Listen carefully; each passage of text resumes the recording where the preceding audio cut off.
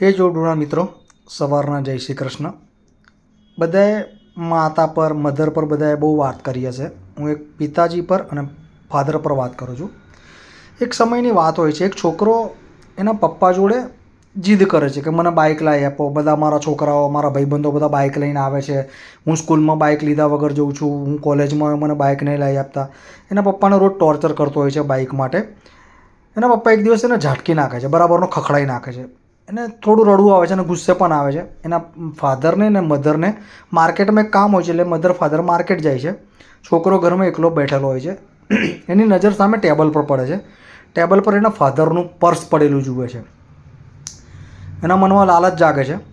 Purse ઉઠાવે છે, ખિસ્સામાં મૂકે છે પર્સ લઈને, અને બહાર જઈને ચંપલ પહેરીને દોડીને ઘરની બહાર જાય છે. થોડે દૂર જાય છે, એને જુએ છે એના પપ્પાના ચંપલ છે, થોડા તૂટલા હોય છે. ચંપલ કાઢી નાખે છે, ચાલતા નથી ફાવતું. ચાલતો જાય છે, ચાલતો ચાલતો જતો છે, પગમાં કાંટો વાગે છે, લોહી નીકળે છે, તો પણ એ ચાલતો હોય છે. થોડુંક ચાલીને વધારે લોહી નીકળે છે એટલે બેસે છે. બેસે છે એટલે એના પપ્પાના મનમાં ગાળો દેતો, મારા પપ્પા આવા આમ છે તેમ. એ વખતે વિચાર આવે છે, એટલે મારા પપ્પાનું પાકીટ તો મારી જોડે છે, અંદર જોવા દે શું છે. ખોલે છે, એના પપ્પાનું પાકીટ જુએ છે. એના પપ્પાના પાકીટમાં ખાલી 133 રૂપિયા જ હોય છે. જોઈને એને વિચાર આવે છે, પપ્પાને ગાળ દે છે, આટલો ગરીબ બાપ કશું અપાઈ નહીં શકતો, આમ છે તેમ છે, આટલું બધું ફૂલેલું પાકેટ છે, અંદર છે શું. એક કાગળ કાઢે છે, એના પર હિસાબ લખેલો હોય છે. 40,000નું લેપટોપ ભાઈબંધ જોડે લીધેલું છે, આ તારીખે આપવાના છે. ધીરે ધીરે ધીરે ધીરે બધા કાગળિયા જુએ છે.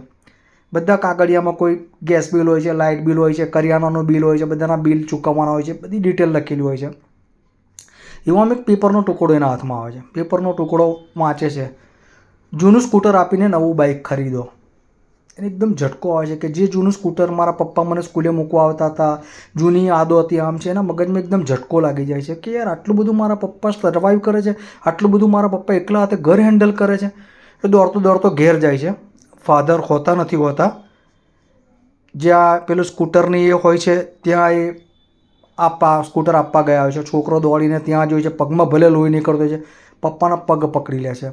પપ્પા તમે સ્કૂટર ના વેચશો, હું બહુ મોટો એન્જિનિયર થઈશ, હું આ બધી તકલીફો દૂર કરીશ, પણ તમે આ સ્કૂટરની યાદગીરીના.